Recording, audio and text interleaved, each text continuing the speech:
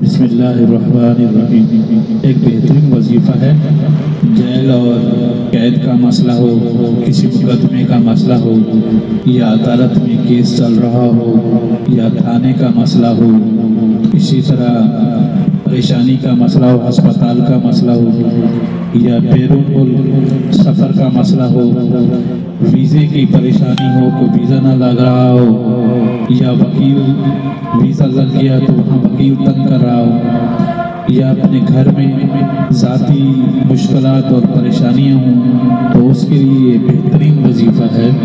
یہ وظیفہ ہے، قرآن پاک کی آیت ہے، آپ نے 121 دفعہ اس آیت کو روزانہ پڑھنا ہے۔ آپ نے ناغہ نہیں کرنا، آپ کو جو بھی مسئلہ ہے، آپ کا مسئلہ حل ہونے تک آپ یہ روزانہ 121 دفعہ پڑھ رہے ہیں۔